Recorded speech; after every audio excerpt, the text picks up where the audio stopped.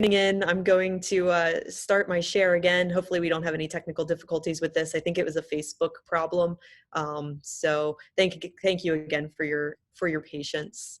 So I'm going to share my screen, and I don't know exactly where I was cut off. So I'm just going to start from the beginning, and again, bear with me since this is being recorded. Anyway, I am really happy to be here. I absolutely love diving, and that's, if I can't be diving, at least I'd like to be talking about diving. So for me, I'm most passionate about capturing the underwater world, whether it's a shipwreck, shark, cave, or under ice. I love all of these environments, and then being able to take pictures and share them with others is pretty much what I do. And so today, I feel like there's always a story behind a shot, and so that's the title of my talk. And I'm going to be sharing a lot of images and talking about some of the stories behind the shots. For those of you who don't know me, I do professional underwater videography and photography. I work for different networks, including National Geographic, Discovery Channel, Red Bull, History, Science, pretty much any network. We do shark documentaries, we do exploration and cave diving exploration documentaries. There are all types of different underwater shoots out there, and we pretty much specialize in doing the more extreme environments. I also write and shoot for about 5 or 6 different dive magazines. You might see some of my work in Alert Diver, you'll see it in Diver Magazine, Scuba Diving, Sport Diver, and a lot of different international magazines, because if you have a good image, you have to have a story to go along with it. So I use that journalism degree that I got and write for a lot of different magazines. I also teach technical diving, rebreathers, mostly because I'm using these tools all the time. So I feel like I want to share that experience with others. And I run expeditions all over the world to really amazing places like Antarctica, Truk Lagoon. We go to Croatia, and of course, my favorite place on the planet, the Great Lakes, which I'm going to be sharing a lot of pictures with you today. So these are some shots behind the scenes of a shot. Get it? Haha, I'm a shot. I specialize in this extreme environments, which means I'm wearing a lot of gear all the time, whether it's rebreathers, several tanks, usually aluminum 80s. I typically have, 7 or 8 lights clipped off to me, my camera, and then a lot of times I'm directing a big team of divers to try to capture a unique shot. So the picture on the right is actually taken around 200 feet deep in the Great Lakes, where it's pretty darn cold and you have very limited time to get down, capture the shot, and then do your deco and get back to the surface. But that's the stuff that I love doing. I really love going to the more unique places and trying to capture shots that nobody else is getting. One of the most extreme places I've ever been is Antarctica. It doesn't really get too much more extreme than that. Antarctica is unlike any other place that I've ever been. It's wild, it is remote, it takes a long time to get there. You basically have to fly to the bottom of the planet. You go to the bottom of South America, to Argentina. You get on a boat for 2 days. In this case, 2 years ago, it was in 30-foot seas, which was not pleasant for 2 days, just to get to Antarctica. But it is wild and it is beautiful. We see all kinds of penguin species there. And, it's a type of place, there's no people except for a couple scientific bases. And even those are few and far between. You won't see them very often. And occasionally, a sailboat might come through, but you just see nothing. It really does feel like you're on another planet. You'll see all kinds of whales, humpback, minke, fin whales. Sometimes you think they're close, and then the next one's even closer. It's absolutely amazing. I was just in Antarctica again in February, and we were right next to maybe 4 humpback whales that were bubble net feeding. So they were blowing the bubbles and diving down, blowing the bubbles, and then they'd all just come up and just grab the krill and the fish or whatever they were eating in their mouths, and they came right next to the boat. It was absolutely amazing to watch this, and they could have cared less that we were there. This is a group of Adelie penguins, and this is fun. So penguins actually have a little like a claw on their foot. So they jump out of the water and they can just cling to the side of icebergs. And then they just slowly hop and work their way up the iceberg. It's really amazing. Sometimes they fall down and then they all go falling down. That's quite funny, but they're pretty tough little critters. This is a Weddell Seal, and this was the first time I had seen one of these Weddell Seals, and they're really big, probably a couple thousand pounds, and he kind of hauled himself out of the water. It took him a lot of work just to get over to this little piece of ice, and then it was a photographer's dream. He just looks back at the camera with these big, beautiful black eyes, and my heart melted. We take a lot of different Zodiac rides out there because it's neat to just get on an inflatable rib and just go around and explore around the ice. You'll see a lot of seals, again, a lot of penguins. And these Gentoo penguins are one of the fastest penguins in the world. They can swim up to 25 miles per hour. And sometimes you don't even know which way to shoot. You'll be having penguins jumping next to the Zodiac. There's seals, then there's humpback whales jumping. I mean, you're trying not to hit people as you're swinging your lens around. It's a pretty amazing sight. When I first went there 2 years ago, I invested in this long lens, a 600 millimeter long lens, and it has a focal length of 10 feet. So that means I have to be at least 10 feet away from the animal for it to be in focus. I didn't realize the penguins could have cared less, and they would just walk right up to you. Didn't need the 600 millimeter lens. It was still great for whales and stuff, but I learned this time around when I was there in February that the penguins, the marine life, it's really not afraid of humans, and it's sometimes very curious, and it'll just come right up to you and check you out. Sometimes the penguins will pick at the zippers on your pants, and they'll also do really funny things like try to steal your equipment. This one was trying to take my really nice Manfrotto tripod. He has good taste. That's for sure.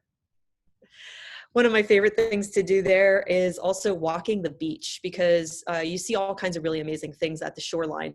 So there's, again, you're at the bottom of the planet, remote, you're in Antarctica, and you just hear sounds of crackling ice. You hear the penguins chirping and waddling across the rocks, and it's just so peaceful. And so I've tried to find those places where like a group of penguins will just like waddle into the water and swim off to try to get some underwater shots of them.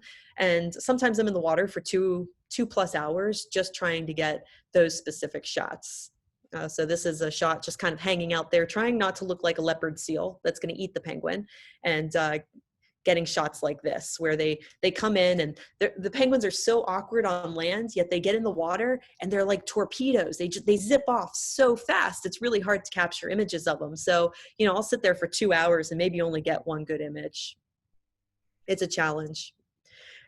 One time I was standing there in just waist deep water, and I saw this giant black shadow just swim right up to me. And my first thought was, ooh, leopard seal, because I really wanted to see a leopard seal. So I didn't even have a mask on, but I just stuck my camera down in the water and I started shooting, looked at the viewfinder, and then I realized it's a crab eater seal, which is just very cool as well. It wasn't a leopard seal, but these crab eater seals actually filter feed. So they have really funny jagged teeth.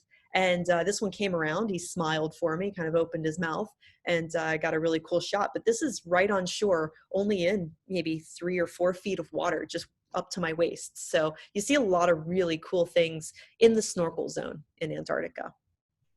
So here's a shot by my friend Faith Ortiz, who I do these trips with, and just again, walking the shoreline, just trying to find a nice little icy spot to capture pictures of penguins. In this particular one, I laid down and, I was getting hit in the head with little ice chunks, and I was just trying to let the penguins get used to me being there, because some of them were a little cautious when you're laying there and you're just this big, giant object in the water. So I laid there for about an hour with my face half in the water with the camera, getting hit in the head with the ice chunks, probably like sucking in like penguin poop. But finally they got used to me and started coming up to the camera, kind of swimming by, pushing ice at the camera. It was a really neat experience. And this was at Port Lockroy, if anyone's familiar, and it's the British base, scientific base that's in Antarctica, and it's the only place you can mail a postcard from in Antarctica. So I mailed my postcards and I got in the water. The ice there is just incredible. I mean, as you can see behind me, I really like ice. Ice is nice. I did grow up in Florida, but for some reason, I am just really fascinated with cold water environments at this point in my life and in my career. I just think really interesting things live in cold water places. So this is called brash ice, and it's just like little ice chunks. And when you look at it, it just looks wrong to jump in the water in this ice. it's just wrong, yet it's so exciting to do. I mean, it's heavy and you're like pushing it away just to like get it out of your way and out of the camera's way, but it's fun. It's just fun to swim around in the slush. So this is what it looks like from underneath the surface, just as beautiful. Leopard seals live in this kind of ice, and I finally got a leopard seal. I was so excited. So when I went to Antarctica 2 years ago, this was the number one creature that I had wanted to see, and we didn't get to see any leopard seals. But this year, this past February when we were there, we had the most amazing encounter. Basically, I got in the water and my dry suit was starting to flood, which was unfortunate. It doesn't happen to me very often, but I got out of the water maybe 10 minutes into my dive, and I was sitting on the boat trying to act cool, with the dive masters around me, and said, "Oh, I just had a little leak, but I'm okay." And everybody else got out of the water. And then one of the other Zodiacs called and said, "We have a leopard seal right around the corner, and there's snorkelers in the water with it." So I quickly threw on my mask and fins and everything. And I'm like, "What flood? I'm good." And I figured we'd only get 1 or 2 passes with this leopard seal. It might only stay in the water with us for, who knows, maybe a minute or two. It could be anything. Well, this leopard seal ended up staying with us for 90 minutes. So it was probably one of the most incredible encounters of my life, of my diving career, to see this creature, because they're apex predators. They are the apex predator in Antarctica, and not a lot is known about them. But this particular leopard seal, it was very curious. It would come up to the camera. It would come up to each and every person and sort of check them out. So it was a really amazing experience that this wild animal, it could have just swam off at any time, but it wasn't aggressive, and it just was curious and stuck with us for this long period of time. So now I'm starting to set up my shots, and I'm like, all right, the water's pretty clear. This is great. There's a lot of ice in the water. So what kinds of shots can I get that are going to be unique? So having that brash ice across the ceiling was really amazing, because that just allowed for some really, really unique shots. And I ended up getting this one, which was my favorite shot of the trip, probably one of my all-time favorite shots that I've ever taken, in my career, just because of the challenge. I mean, it's a challenge to get to Antarctica. It's a challenge to be in cold water. I was very flooded in my dry suit for 2 hours. But then to get this amazing leopard seal and share this experience, was a very memorable moment. So I will definitely never forget that. Here's a shot of what they look like out of the water. They can actually open their mouths about 180 degrees. So, a lot of people get these really big mouth open shots of the leopard seals with all the teeth out, and they can look quite intimidating. Ours, I did not get that shot. It didn't come around to me and open its mouth. So that's okay. The ice in Antarctica is really beautiful. It's a nice shot of an iceberg, the way the sun was hitting it when you get a nice sunny day. And underwater, they're really interesting as well. They almost look like golf balls, and they have these really interesting like rivets in them. When you dive an iceberg, it's really important to find the right one to dive. So you don't want to find one that's too tall because it can flip. It's best to find one that's grounded, because then it won't flip. And you don't want a lot of big overhangs, because those can break off, and the ice is quite heavy and it can injure you. So finding the right icebergs to dive can sometimes take a little bit of time, but when you find the right one, it's really neat to just run your hand along the cold, like silky ice. And it's interesting to photograph. So another cold water environment that I like to dive is in the Great Lakes. The Great Lakes is probably my favorite place to dive on the planet, and it's because of the shipwrecks. The history is incredible, and there is no shortage of stories. There. So this is a wreck called the Daniel J Morrell, and it sank in 1966, and it's very similar to the Edmund Fitzgerald. It was a very large freighter, and there was only 1 survivor out of the crew of 29. So it was a pretty horrific story, that this survivor went through. And the freighter basically ripped in half in November. The bow sank. The stern motored off for another 5 miles before it sank.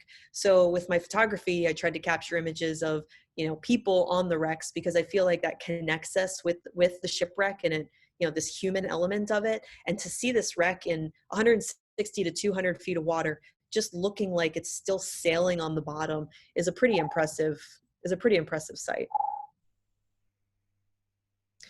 So this is another shot of the Daniel J Morrell bow, and this is actually Dean Schuler in the foreground. So those of you at Pura Vida who know Dean, that's Dean. I actually got him to come up and do some cold water diving, which is great. I hope he comes back again someday. But we had a lot of fun diving the wrecks up there. This is the stern of the Daniel J Morrell, and the stern, again, this motored off about 5 miles away before it finally sank. And again, trying to capture images of what it looks like today. It sits in about 210 feet of water, and the water at the bottom is about 38, 39 degrees, so it's quite cold. And at that depth, in that temperature, we usually only spend about 25, maybe max 30 minutes. And then we have, close to an hour and a half of decompression as well. And the water doesn't get too much warmer on the way up. So we try to limit our time and use like heated vests and things like that. But the stern is really impressive. And you've got this steel lifeboat that still sits there, kind of an ominous reminder that nobody else on the crew survived. Inside the stern, you have one of the most amazing engine rooms I think I've ever laid eyes on. You go inside and the telegraph is still there. You've got gauges and all kinds of things. There's a tool bench that still has tools hanging on it. And I mean, there's light bulbs still screwed in the sockets, fans. I mean, people ask, why would you go and dive in that cold water? Look how preserved this is. I mean, it's like going back in time. And I think it's haunting to go there and think, this is where, somebody worked when the ship went down, to see things like that. Above the tool bench, you still have all these jars that have little screws and nuts and bolts in them. So again, that's been there since 1966. So this is a somewhat, I'll call it a newer wreck in the Great Lakes, but it's still there and it's still preserved. This shot took me several years to accomplish. It's obviously a wide angle shot inside the Daniel J Morrell engine room. And I wanted to capture an image that showed what it might look like if the lights were just flipped back on, turned back on. So in the bottom right corner, you've got the tool bench. Above, in front of the diver, is the telegraph. And there's actually a fire extinguisher right on that same pole and a general alarm sign that still says general alarm. So this was a very complicated image to pull off because we had to, and I probably imagined this for a year in my mind, going over the dive, every move I would make, every light placement, everything that I would do, almost like a coordinated dance. And I only had two divers go with me, one person to help me with the lights and the other person as a safety diver, because we were penetrating a wreck. We're about 205 feet deep here inside of the wreck, again, in 38, 39 degree water where things can go wrong. There is a line. You can see the line across the left-hand side of the screen. But basically, I had the safety diver there just to watch over us and help out if needed. We got in. We basically got everything set up in about, 7-8 minutes. And then I only took maybe 5 or 6 shots before it started to get a little bit silty. And then we said, all right, we're done. And the whole thing was probably about 20 minutes. So, you can still see a ladder sitting there. The ladder looks brand new. It's a pretty haunting place. Wreck nearby there is 2 wrecks actually called the Twin Fairies. They were 2 ferries, no crazy story. They went down in a storm. They were being towed to Kingston, Ontario, and one flipped and started to sink, and it took the other one down with it. And when it took the other one down with it, they were still attached by these tow cables. So the one is upright, the other one is sort of turtled or just torpedoed down into the lake bottom. Typically, I wouldn't say diving a turtled wreck is my favorite type of dive, but this particular ferry just captured my imagination. So when I saw this for the first time, I was just like, wow, it's really haunting. It's really neat. What can I do? What can I do to make this even more haunting? So the next day, my buddy and I went back with a plan to make the Ghosts Ferry. So we illuminated the wreck in a way to just make it stand out even more and just sort of bring more attention to it. And this is sort of my photographic style. I try not to overlight things, but I like to, just bring interest to these different wrecks and different sites. Another absolutely incredible site in the Great Lakes is the Yacht Milda, and this sank in 1911. It was a luxury yacht about 200 feet long, and since it's in northern Lake Superior, the water is very dark, very black, and it's in about 270 feet, so it's quite deep, quite cold. Quite tricky to shoot, but I had a great team of friends. About 5 of us go down and create one of the first wide angle shots ever shot on the wreck before. Again, with it being so dark and so deep, typically photographers get just the details, like the gold leafing on the bow, which is very beautiful, but I wanted to try to capture an image of the whole front section of the yacht. So I had to push my camera to the limits of what it could possibly do. It was very difficult, and the shot is a little bit grainy, but it was still a pretty awesome task to pull off with, 5 divers in the water. I had a safety diver with me as well, and 270 feet deep. This is another shot in the Ginilda. So one difference between Lake Superior and all of the other 4 Great Lakes is that there are no zebra or quagga mussels in Lake Superior. So everything is clean. So it looks like it sank yesterday. I mean, it's haunting because it's so clean and fresh looking. But there's something that I really like about that, and I like spooky shots. So this is another wide shot of the flying bridge with the telegraph and the binnacle and the wheel. So again, this is around 250 feet deep, and this took us about 15 minutes to accomplish this shot. So the whole dive was pretty much this shot, and then close to 2 hours of decompression. In these little rooms in the Ginilda, the windows are so small, I can barely fit my camera through. So this shot was taken with, the idea was to make it look like it was natural light.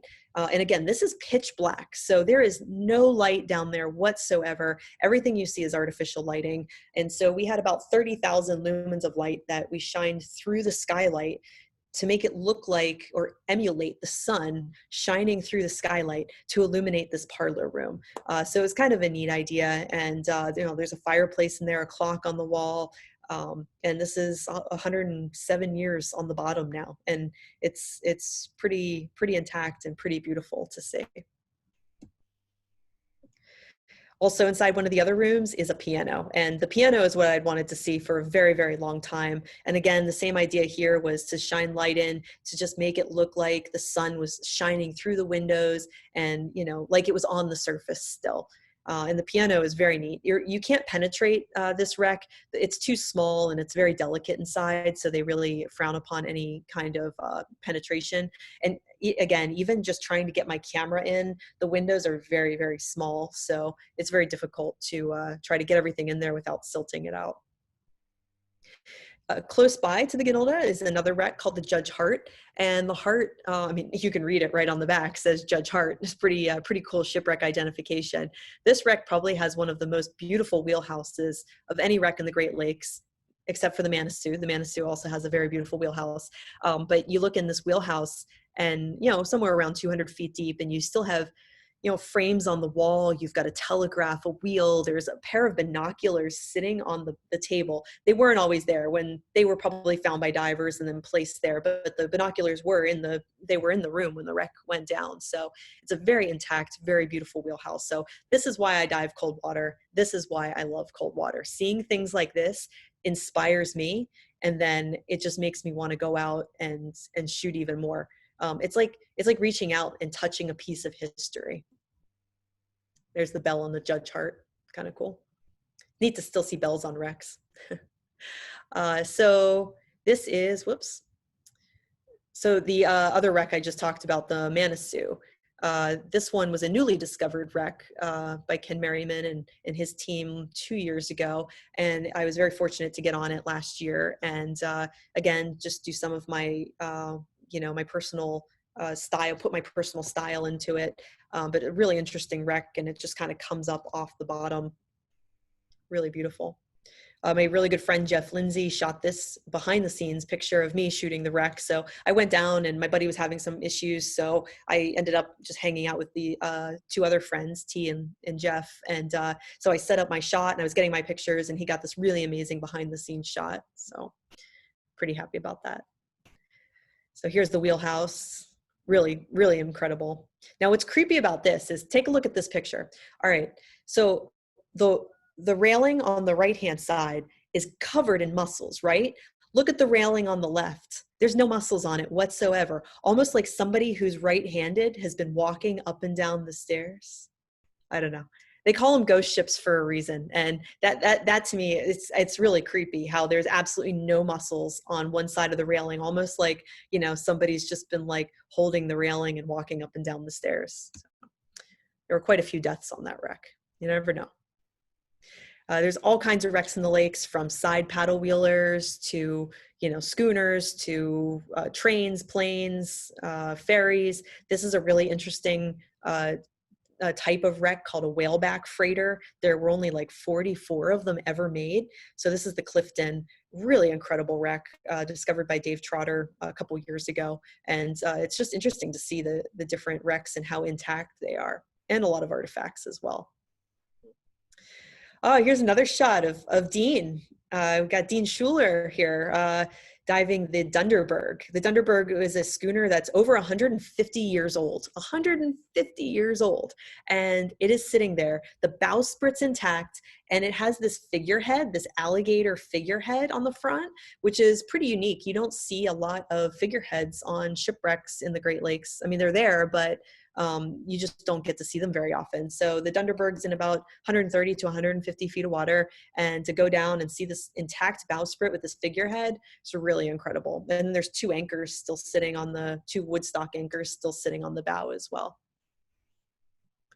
Another example of a schooner. This is what gets me. This is what caught me in the Great Lakes. So this is the typo, and you know, it's that the top of that mast is in 100 feet of water, and the very bottom is 190 feet. So it's pretty amazing that you come down on this wreck and you hit the mast around 100 feet. Well, when I first took this shot, I took the picture, you know, and I'm trying to get my angle, the focus, the diver, moving them, and then I get the shot. I look at the back of the camera in the viewfinder, and it didn't even look real to me. I kind of looked at the picture and went, what did I do? And then I look up at the wreck, and I just kind of soaked it all in with my own eyes and went, wow, this is real. This is from the 1800s. And here it is in front of me, just a piece of history, like an underwater museum that you can just reach out and touch. It's absolutely incredible. Just like this shipwreck, the Windiet. This disappeared in 1899 with all hands, the whole crew. Nobody knew what happened to it for over a century. And here it is, still sitting at the bottom of Lake Huron today, with the lifeboat, with the wheel. There's a spiral staircase. All three masts are standing. I mean, for me, when I was a kid and I pictured shipwreck diving, like this is my Disney like version of like, ooh, that's a shipwreck. And that's what we get to see in the Great Lakes, are things like this, versus the ocean when they're a bit more broken up or sometimes encrusted in coral and you can't always make out the parts and pieces, or they're collapsed more. So it's certainly really, really interesting. It's another freighter, the Cedarville. This is the third largest shipwreck in the Great Lakes, next to the Fitzgerald. So, and that's only in 100 feet of water. Okay, I'll stop talking about all the cold water stuff. I'll move on to some warm water, I promise. So this is in Truk Lagoon. This is another place I absolutely love to dive. My presentation is pretty shipwreck heavy. So I grew up in Florida for the most part. And, you know, I started diving West Palm Beach when I was 12 years old. I was going out, you know, maybe once a month in the summer, or twice a month maybe. It was hard to afford to go out in boats when I was younger. And then I started teaching when I was 18, so I could go out a lot more and do classes and things like that. But, you know, I grew up in Florida. I started cave diving at a pretty young age, but shipwrecks are really where my heart is at. I love the human element. You know, I love seeing things on the wreck. So this is one in Truk called the San Francisco Maru, and it has something in every single cargo hold. I mean, these are warships, and so there's, you know, all kinds of ammo. There's fuel, bombs, torpedoes, there's tanks, all kinds of things, planes inside these cargo holds. Well, I did this shot in 2017, and, you know, I took maybe 7 or 8 shots of my friend Pete swimming through this cargo hold when I was illuminating the water tanker trucks or fuel trucks and everything, and the fuel barrels in the background. And then I realized later on, this was one of our last dives of the trip, when I was looking at the pictures later, I saw that his 50-watt light illuminated some of the some of the cargo below. And I'm like, oh man, it would have been really cool to illuminate that as well. So we went back a couple months ago and redid the entire shot. Pete was still there, my friend, but this time Kevin was modeling for us. And this took us about 10 minutes into the dive, and it was 10 lights.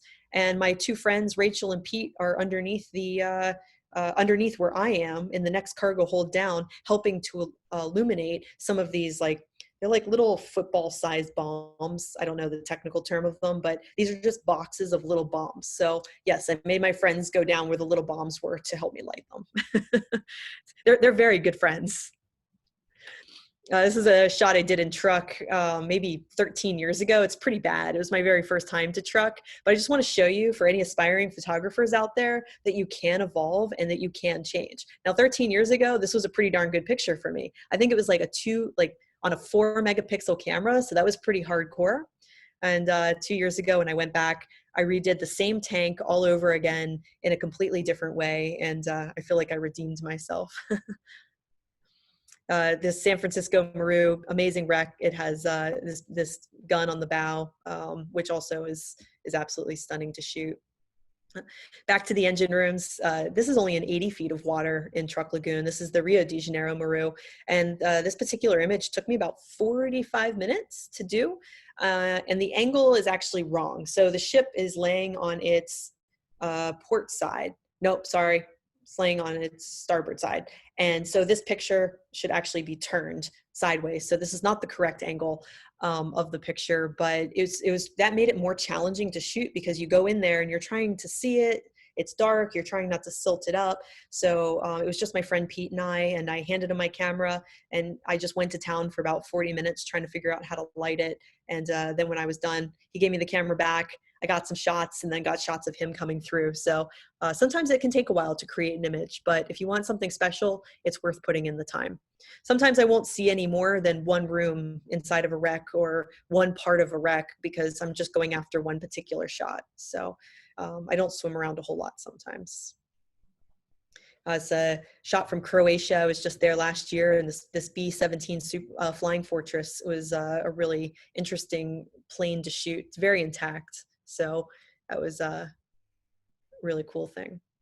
All right, moving on to some caves. So cave diving, it's close to my heart. I absolutely love caves in Florida, Mexico, Bahamas. They're all absolutely beautiful. This was in northern Florida at a cave called Little River, when it was a day we showed up, we looked at it, and it was all like black water, and it looked really gross. And we were all, my couple friends and I, we looked at it and went, are we that desperate to go diving today? Well, all right, let's try it. It kind of looks like sewage, but we're weird, so let's do it.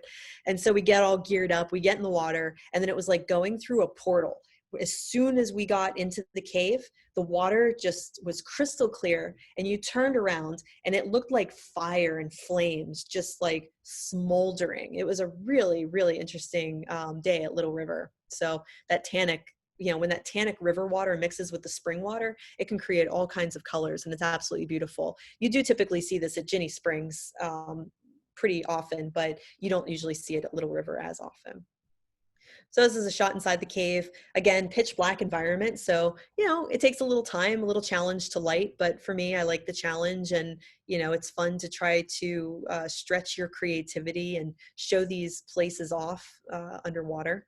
This is a cave called Winter Wonderlands in Belize, and it's a sea cave, so it's saltwater. And you go in, and they call it Winter Wonderland because as soon as your bubbles hit the ceiling, it just starts to snow down on you. So you have to get the shots really, really quickly before the visibility basically goes to crap. Oh, and what they don't tell you is that there are cave sharks in there. Cave sharks do exist. So there's these nurse sharks that go in, and they kind of like silt out the cave, and you can actually see this guy, he's on the line. He's actually using the line to find his way out. It's crazy. So it's a little disconcerting because I'm not used to seeing sharks in caves, and they don't go in very far, maybe 100 feet. But if the nurse shark gets tangled in the line, it'll break the line. So again, a little disconcerting coming out with very limited viz and sharks. So this is back in Florida, kind of another moody shot. I like moody, just my style. And this is just some of the beautiful geology that's, underneath Florida. when you see these, these caves. All kinds of, this is a side mount cave in northern Florida. And sometimes we silt them out, but this one was on purpose. We wanted to create a shot that was a little more extreme. So it was an area in the cave that was, pretty silty, one fin kick and boom. All right, I shoot animals too, I promise. Well, not shoot, but I film and photograph animals as well. This was in the Silver Banks in the Dominican Republic, and this humpback and its baby just kind of came right towards me. And you can see on the edge that white pectoral fin. Just as it came by the camera, I got nicked right by the pectoral fin. Of course, I'm laughing. I'm like, this is the most amazing moment ever. I just got hit by a humpback whale. But yeah, they're actually pretty tough to photograph. I give people a lot of credit for photographing humpbacks. For such a big animal, they're very skittish, very spooky. I've also done a lot of snorkeling with the biggest fish in the ocean, whale sharks. I've even taken my mom, and that's been a lot of fun to see her with the whale sharks. And this for me is one of my, I'd say one of my premier images. This has been in National Geographic and hanging on my wall in my kitchen. But this is called Dancing with Dolphins, and it was amazing. It was in the Bahamas, and it was after 5 or 6 days of photographing dolphins, and it just came together. I dove down, free diving down with my camera. My friend Jillian, she free dove down, and the dolphins and her just met up right at the right moment, and just kind of froze that moment in time. So it was really, really cool. Even though it happened really fast in a split second, it looks like it happened in slow motion. This is also in the Bahamas, in Bimini. And I had asked the dive master, I'm like, ooh, there's, we were diving with hammerheads all day. That was the point of going to Bimini. So we were diving with them during the day.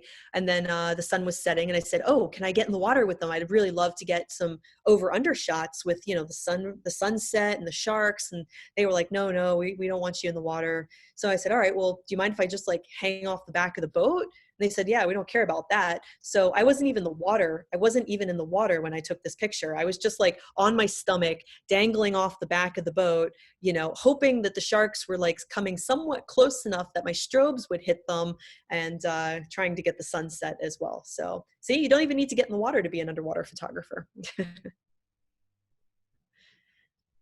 This is another shot from Bimini. So we did get some really nice shots of the hammerheads. And this one particular dive, I was on open circuit, so single tank, aluminum 80. We were in about 60 feet of water, so a little deeper this day. And the sharks just weren't showing up. And then all of a sudden, I think I had 700 PSI left in my tank, and 3 or 4 hammerheads showed up. And I'm like, no, I need more air. I need my rebreather. So I only got a couple shots on the dive, but I was really happy with the couple shots. And sometimes I tell that to other photographers or aspiring photographers, you don't need 200 shots. You just need one good one. So just focus on a good one. And it could be that they always say, get closer. That one might've been a little too close. Sorry, Mom, if you're watching. But I do love it when animals get close to you. I've gone up to Crystal River since I was 12 years old. Always love, playing with the manatees, and sometimes they love playing with you. This one latched a hold. Same thing here. I'm not touching any of them. They're touching me. They're just grabbing a hold of legs and nibbling on dry suits and things like that. And I just like the leopard seal. I think it's really fun when an animal decides that it's curious and it wants to interact with you. So these were some dolphins that were just zipping around my camera, just curious about the camera.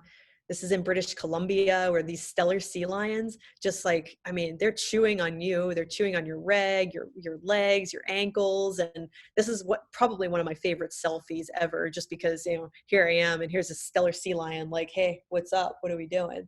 And just amazing animal. They're like underwater puppy dogs, which they will bite. Like I said, they'll bite everything. They'll bite your ankles. They'll nibble on your gear.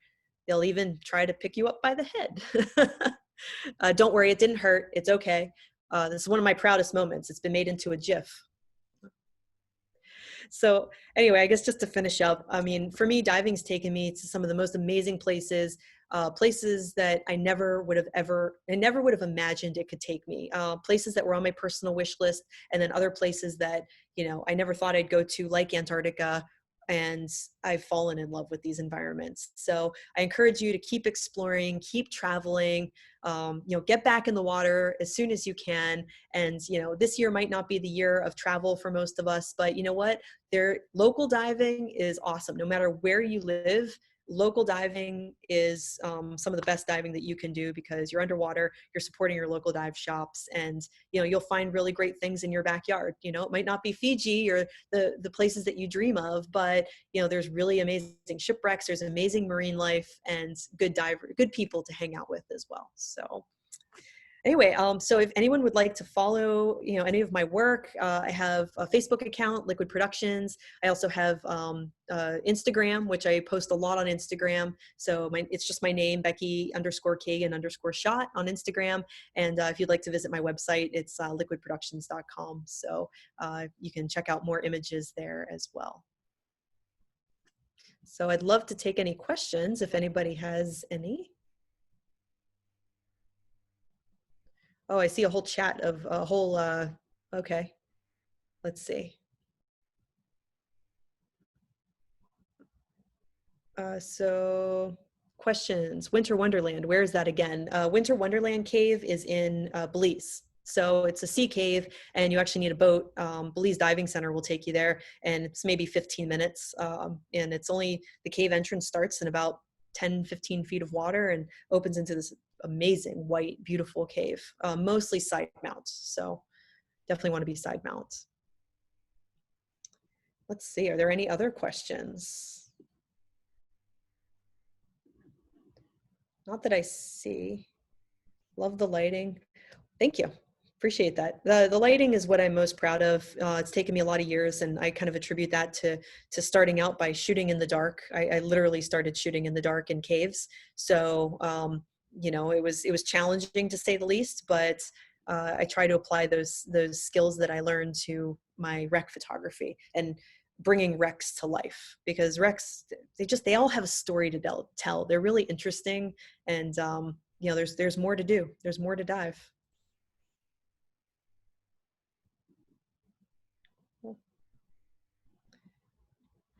Let's see, another question. You mentioned one of the wrecks was the first time with a wide angle. Any ideas why? Okay, so you're talking about the Ganilda, and that was the very, very first wide angle image. And yeah, I think there's a lot of reasons why.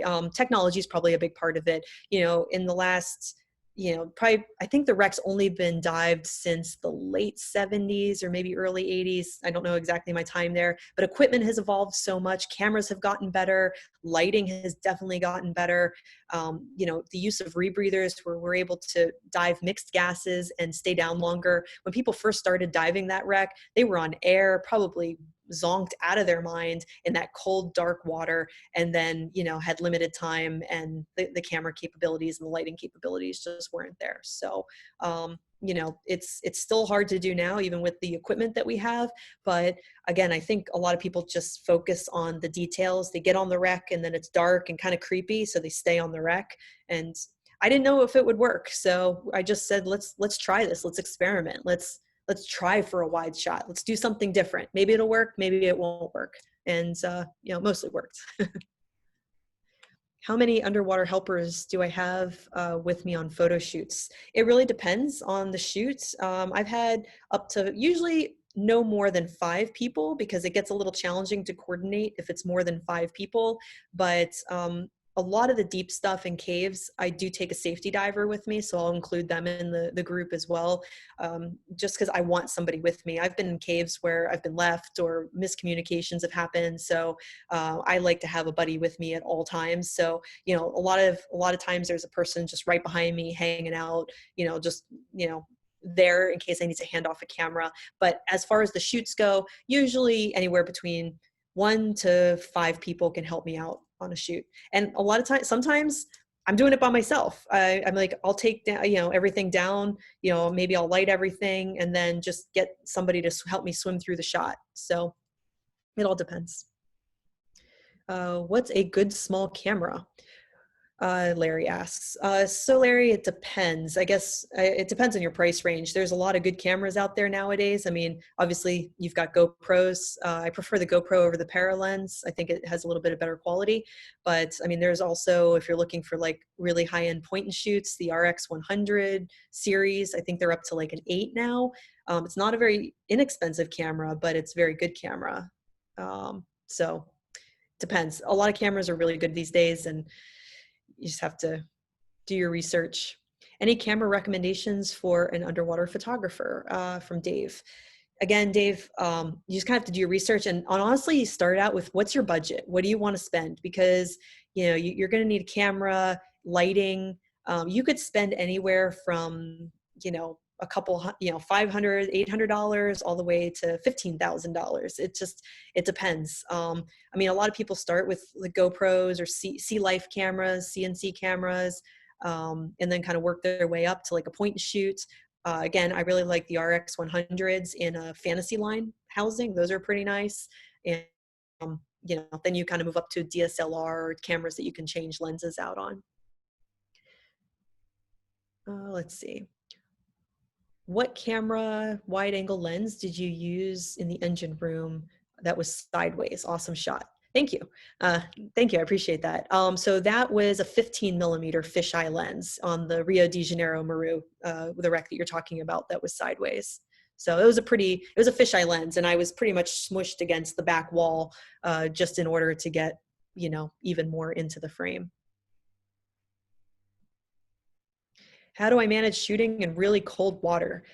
Boy, let me tell you, it was a challenge at first. So I moved from Florida, from Tampa to Philadelphia in 2007.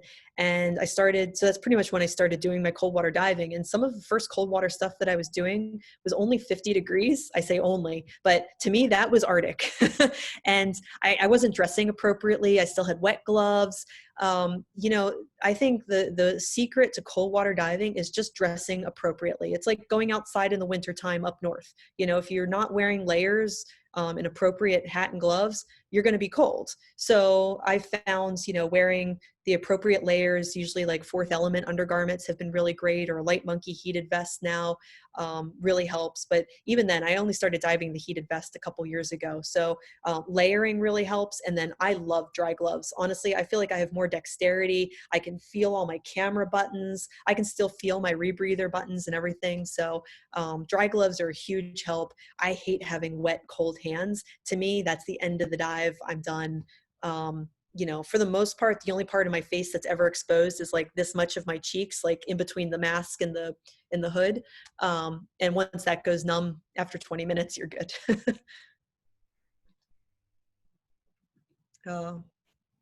Let's see. Any other questions here? Just trying to see if I missed any. I did see one, Becky, that didn't get addressed yet. It just said, how do you get the wide lighting from your friends? So like, what's the dynamic working with other divers and coordinating all of that?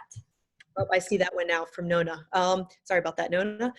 So a lot of times, and I see another question at the bottom, which they kind of go together, before taking pictures, after your research, do you sketch your ideas, write ideas? And those two questions actually go really well together, because yes, so I do research and I figure out a lot of times the shot that I want ahead of time. I imagine it in my mind, and then I might not physically sketch it out, but I will tell my models and divers, like, I want you to be right here pointing the light on this. Or, sometimes if I don't know, I just say, you know what, just slowly swim around in a circle in this particular area. And it gives me different angles and different ways that I can go higher or lower. Because if I've never been on the wreck before, sometimes I don't even know exactly the shot that I'm going for.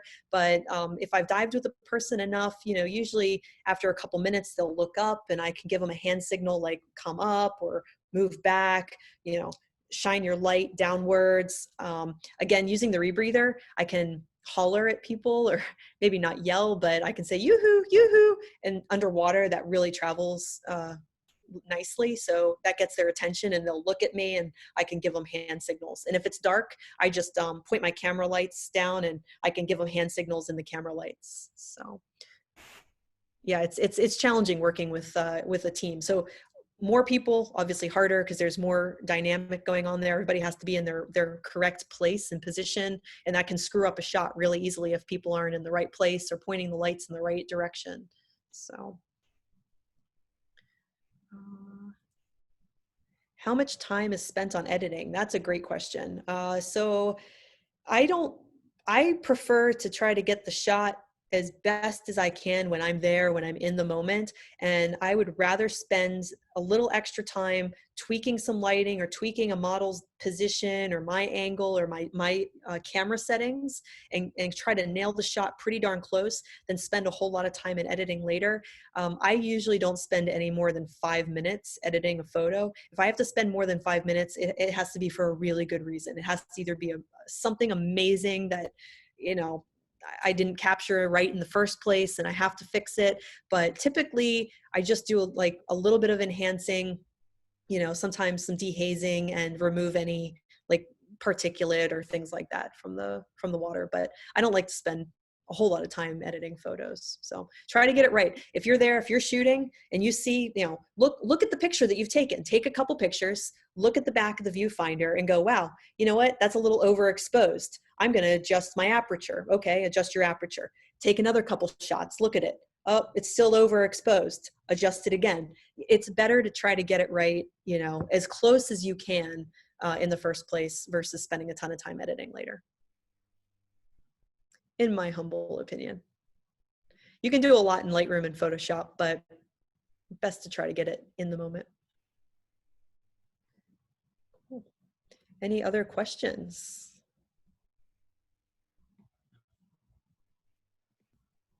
No.